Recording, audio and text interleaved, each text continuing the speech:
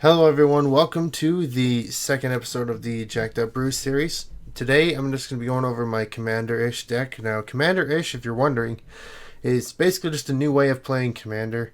Any permanent that you can think of you can use as the Commander. So for this I'm just using the Hammer of Purphoros, as you can see. The deck's built around sacrificing land and destroying land, and we use that just to get ahead of other players and deal as much damage as possible. And it's got three main win conditions, which are burn, creatures, and land destruction, like I've said a couple times already. The hammer itself gives creatures haste, and you can pay 2 and a red, tap it, sack a land, and make a 3/3 colorless golem token and put it on the battlefield. So the deck is basically just sacking land, dealing damage, and creating creatures through your land, pretty much. And there's a couple of different other damage spells and creatures that help you deal damage as well. So let's get started with the land base. So we'll start with the Valakut the Molten Pinnacle. It's just a tapped land that when it enters, you control at least 5 other mountains. It deals 3 damage to a creature or player. So it's a lightning bolt if you control 5 other mountains, which you will in this deck because it's mono red, and there's no reason not to control 5 other mountains, especially with as little utility land in this deck as there is. Next we have Reliquary Tower, which gives us no max hand size and just taps for a colorless. Pretty self-explanatory. We just want to have no max hand size so we can just keep all the cards we draw in our hand. Now we have Nykthos, Shrine to Nyx, a very important piece of the deck. Helps us generate immense amounts of mana. Next we have Strip Mine. Just like Wasteland, it's just a land you can sack to destroy target land. This is awesome because it's any land and not just non-basic. So you can get rid of a basic even if it's causing you a problem or something. And then we just run Tectonic Edge for the same reason, and 45 mountains because we need a ton of land in this deck. Now we get to the non-creature spells, which we begin with Crucible of Worlds. So Crucible of Worlds is a 3-mana artifact, and you can play land cards from your graveyard. Pretty awesome. We need this if we're going to be sacking our land. We need our land as well just to cast our spells. We can't cast them for free. So this is basically just insurance policy to keep our land out of the graveyard. Next we have Sol Ring. Not need to say anything about this. It's just a commander staple. Next we have Van Dynamo. Pretty much the same thing. Another commander staple. Warren Powerstone is a commander staple as well. All important artifact ramp that we need.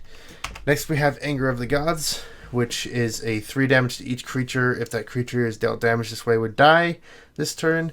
Exile it instead for 1 and 2 red. It's a sorcery.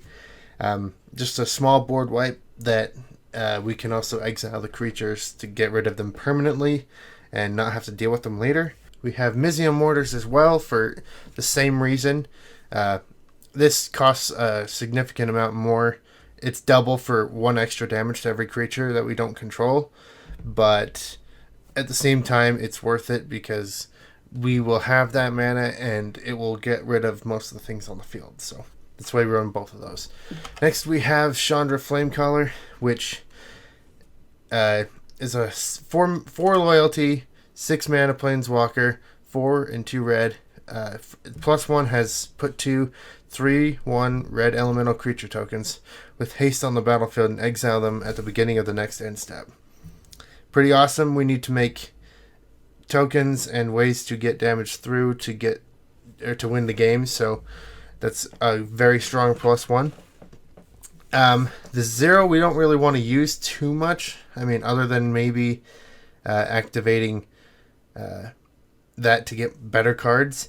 And then we have the -X, which deals X damage to each creature. This is really the reason that I put this in the deck, because it's just a mass board wipe where you can get her up to 8 or 9, or if you can get her up to that high, even 6, 5 or 6 is still a pretty significant board wipe.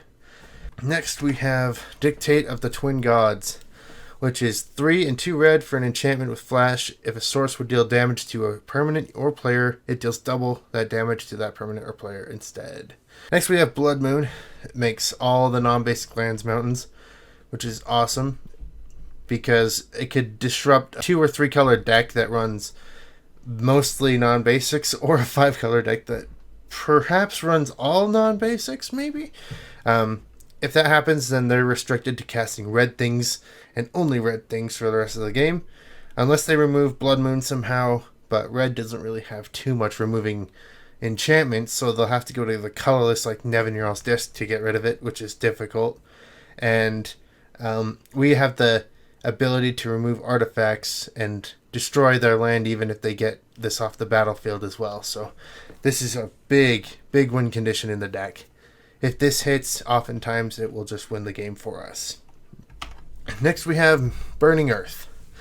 It's a 3 in red for an enchantment, and whenever a player taps a non-basic land for mana, it deals 1 damage to that player. So this combined with with 2 other cards, Mana Flare and Mana Barbs, pretty awesome, because whenever a player taps a land for mana with Mana Barbs and Burning Earth on the battlefield, they'll be taking 2 and we'll be taking 1. Next we have Chaos Warp, which is 2 in a red for an instant, and the owner of target permanent shuffles it into his or her library, then reveals the top card of his or her library. If it's a permanent card, he or she puts it on the battlefield. So this can get them a land, get them an enchantment, get them a creature, an artifact, things like that, the permanents.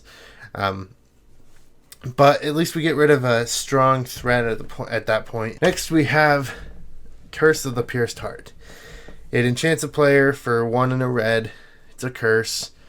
At the beginning of enchanted player's upkeep, it deals 1 damage to that player. So if we can get this on someone and keep it on somebody, then we can get them dead pretty quick. Next we have Devastating Summons, which is a 1-drop sorcery. So for 1 red sorcery, as an additional cost, you have to sack X lands.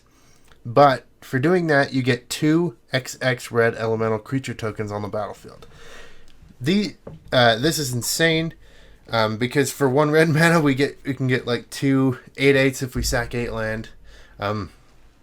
Granted, they can just board wipe and get rid of them, but still, we're really weak to board wipes as it is in this deck, so we can't really do anything about that.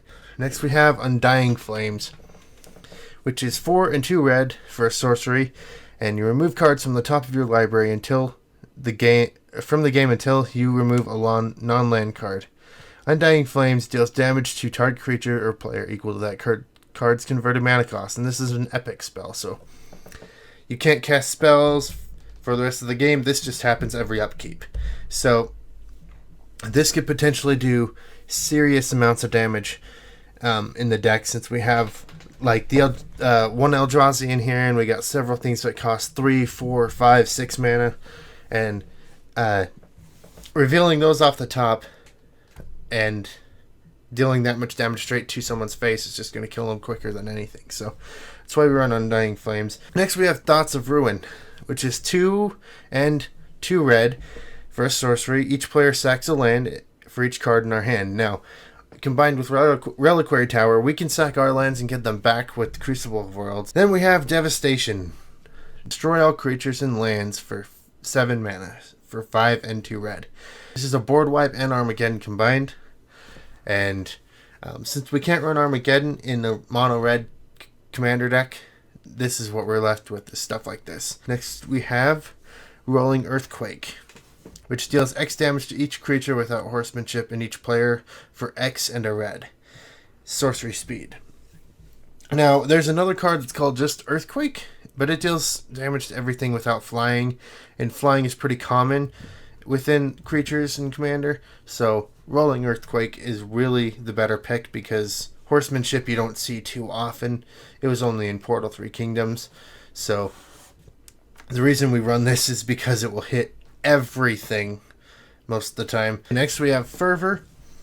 2 in a red for an enchantment, and creatures we control have haste. It's similar to the hammer. It just gives everything haste, which is what we want. We want everything to just come down and hit as fast as possible. And then we have Firecat Blitz, which is X and 2 red for a sorcery, and you put X 1/1 red cat creature tokens with haste into play and remove them from the game at the end of the turn.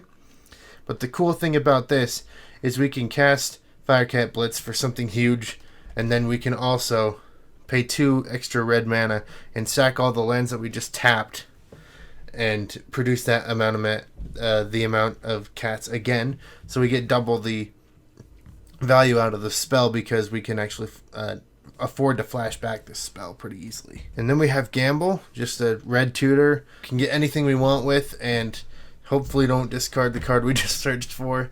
But oftentimes it doesn't hurt because there's so many cards in your hand when you want to cast Gamble that it oftentimes won't hit what you pick. So next we have Aggressive Mining, which is 3 and a red for an enchantment, and you cannot play lands, and you can sack a land to draw 2 cards and activate this ability only once each turn. So this is just like a last resort to draw what we need. What we do is we throw this down. We can't play any more lands, so I just keep drawing cards and drawing cards and drawing cards and drawing cards. And from then on, we can't really destroy this either. So we just have to deal with what we have, and hopefully we have Mana Flare or something like that or Nykthos on the battlefield to get our mana up insanely high and just find the cards we need and cast them and win the game as quickly as possible. Next we have Koth of the Hammer, a 4-drop, 3 loyalty planeswalker, 2 and 2 red. He's got a +1 that untaps target mountain, and it becomes a 4/4 red elemental creature until the end of the turn, and it's still a land. Now this is the main reason why Koth is in the deck, because he makes lands, creatures, which also helps with us dealing as much damage as possible and as quickly as possible. And then he has a -2 where we can add red mana to our 1 red mana to our mana pool for each mountain we control. Then he has a -5 where we can get an emblem. With mountains you control, have tap. This land deals 1 damage to target creature or player. Next we have Landslide, which is 1 red for a sorcery. You can sack any number of mountains, and Landslide deals that much damage to target player. So this is basically the same thing as Koth, but we have to sacrifice the lands instead. Next we have Bane Fire, which is X and a red for a sorcery, and Bane Fire deals X damage to target creature or player. So this is just another X spell that deals damage. But if X is 5 or more, it can't be countered by spells or abilities, and the damage can't be prevented. Next we have Mana Flare. It's 2 and a red for an enchantment. Whenever a player taps a land for mana, it produces 1 additional mana of the same type. So we tap a mountain, 2 red mana in our mana pool. Then we have Mana Barbs, which is 3 and a red for an enchantment. Whenever a player taps a land for mana, Mana Barbs deals 1 damage to that player. Now, this does affect us, remember, so we have to be careful with what we do with our mana when these are out. But if we have Burning Earth and mana Barbs out, no one's going to want to tap their mana to counter us or to use something huge because they don't want to take the life. Next we have Price of Glory, and it's 2 and a red for an enchantment, and whenever a player taps a land for mana during another player's turn, destroy that land. This is insane. Someone responds to us, they destroy the land that they just tapped. Next we have Seismic Assault. We can discard a land, and Seismic Assault deals 2 damage to target creature or player for 3 red mana. And it's an enchantment. This just, if we have too many land in our hand, we can start discarding them through this and dealing damage, and we get extra value off of them. Next we have Sulfuric Vortex, 1 and 2 red for an enchantment. At the beginning of each player's upkeep, it deals 2 damage to that player. It affects us as well. And if a player would gain life, that player gains no life instead. So the gain life decks like Aloro and the decks running Purity and lifelink things like that, this is really good against. It just takes away their life and lets them not gain any more life for the rest of the game. Next we have Tectonic Break, which is X and 2 red for a sorcery. Each player sacrifices X lands. Now we can do this because we have Crucible of Worlds in the deck, so we can get the lands back. And then we move on to the creature spells. So we have Solemn Simulacrum, just commander staple, searches for land, and then draws a card when he dies. Next we have Akum Hellkite. 4 and 2 red for 4/4 dragon with flying. Landfall. Whenever a land enters the battlefield under your control, it deals 1 damage to target creature or player. And if it's a mountain, which in this case it will be most likely a mountain because we have 45 mountains in the deck, it deals 2 damage to that creature or player instead. Ashling the Pilgrim, so 1 in a red for a 1/1 legendary creature elemental shaman. And for 1 in a red, we can put a 1/1 counter on Ashling the Pilgrim. If it's the 3rd time this ability is resolved this turn, then we remove all of the 1/1 counters from Ashling, and it deals that much damage to each creature and each player. So that's a massive board wipe when we want to. We can activate it 3 times. It's only 6 mana, and just if she has a lot of counters, she can deal a lot of damage to someone or something, or to everybody and all their creatures. Next we have Cinder Pyromancer, which is 2 in a red for a creature, 0/1. He has a tap ability that deals 1 damage to target player, but he also has an ability where if you cast a red spell, you may untap Cinder Pyromancer whenever you cast a red spell. So all of the spells in this deck are red, other than the mana ramp and solemn, simulacrum, and some other things. But you will be able to untap this guy a lot every turn and deal a lot of damage through him. Next we have Drymaster Outcast. For 1 red, it's a 1/1 creature with at the beginning of your upkeep, if you control 6 or more lands, put a 5/5 red dragon creature token with flying onto the battlefield. Next we have Greater Gargadon, which is 10 mana, 9 and a red for a 9/7 beast with suspend 10 for 1 mana, for 1 red mana. And you can sacrifice a creature, an artifact, or land and remove a time counter from him, and you can only activate it if he's suspended, which is pretty obvious. But with the fact that we like to sacrifice land, we can sacrifice as many land as we want, as quick as we want, to get him on the battlefield as fast as possible. Next we have Hostility. 3 and 3 red for a 6/6 creature with haste. If a spell you control would deal damage to an opponent, you prevent that damage and put a 3/1 red elemental shaman token with haste on the battlefield for every 1 damage prevented this way. And then whenever Hostility is put into a graveyard from anywhere, you can shuffle it into its owner's library. So that's why we run this card in the deck. It's just meant to create tokens when we don't have very much going on in the way of creatures. And then we have Orcs Settlers. 1 in a red for summon orcs is a 1/1. And then we have X and red, and tap him and sacrifice Orcs Settlers and destroy X target lands. This is basically a more expensive version of Armageddon in the deck. Next we have Sin Prodder, which is 2 in a red for a 3/2 creature with menace. And at the beginning of your upkeep, you reveal the top card of your library, and any opponent may have you put that card into your graveyard. If they do, then it deals damage equal to that player equal to the card's converted mana cost. Otherwise, you put that card directly into your hand. So it either gives you a free draw or a free burn spell, and they get to choose which one they want. But eventually, it's just going to be they're going to give you good cards because they don't want to take all the damage. So then we have Kozilek, Butcher of Truth, 10 colorless mana for a 12/12. When you cast Kozilek, you draw 4 cards, and he has Annihilator 4. And whenever he's put into a graveyard from anywhere, you shuffle him and the graveyard into the deck, into the owner's library. Next we have Purphoros, God of the Forge. He's 3 in a red for a legendary enchantment creature. He's the red god. He's a 6/5 indestructible. As long as your devotion is to red is less than 5, he is not a creature. And whenever another creature enters the battlefield under your control, he deals 2 damage to each opponent, which will happen a lot of the time if we can get him out early, because we're going to be laying down a lot of creatures. He also has 2 and a colorless. You can give creatures you control +1/+1 until the end of the turn, just a little pump spell, which comes in handy sometimes just to get more damage through. Next we have Anger, which is a 4-drop, 3 in a red for a 2/2 with haste. As long as Anger is in your graveyard and you control a mountain, creatures you control have haste. Then we have Ben Aki Hermit.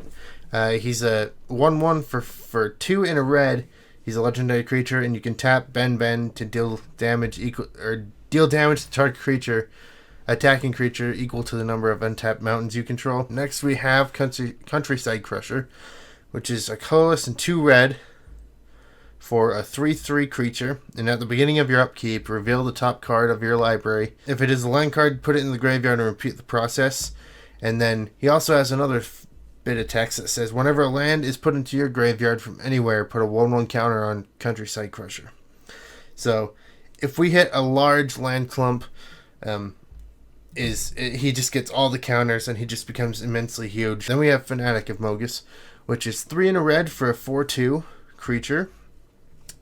And when Fanatic of Mogas enters the battlefield, it deals damage to each opponent equal to your devotion to red. So this is perfect for Commander, because our devotion to red will be really high oftentimes, and it deals damage to every opponent. So that's always good to see in Commander, because you can affect all the opponents at once with one spell, which is why this is in the deck, and it just deals so much damage when it enters. Next we have Hellrider, which is 2 and 2 red for a 3/3 with haste, and whenever a creature you control attacks, it deals 1 damage to defending player.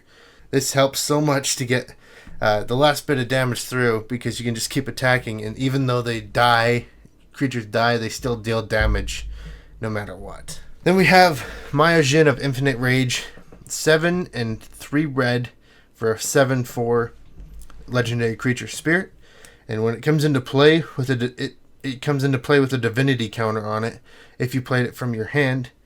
Very important. We want to cast this from our hand. We can't really do it otherwise. And Myojin of Infinite Rage is indestructible as long as it has a divinity counter on it. But you can also remove a divinity counter from Myojin of Infinite Rage to destroy all lands. So the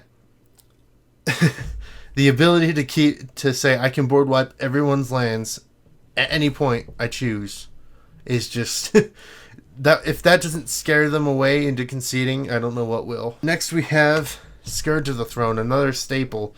And I consider this a staple in all of the red decks ever that need the attack step, because 4 and 2 red for a 5/5 flying dethroned dragon, and whenever Scourge of the Throne attacks for the first time every turn, if it's attacking the player with the most life total, you get an extra combat phase. The last card in the deck is Urabrask the Hidden, 3 and 2 red for a 4/4 with legendary creature Praetor, and creatures you control have haste, and creatures your opponents control enter the battlefield tapped. So just helps us get ahead and them slow down with their creatures if they're heavy on creatures. If they're a token deck, then they all come in tapped, which helps a lot. But that's the deck, guys. Thank you for watching this video.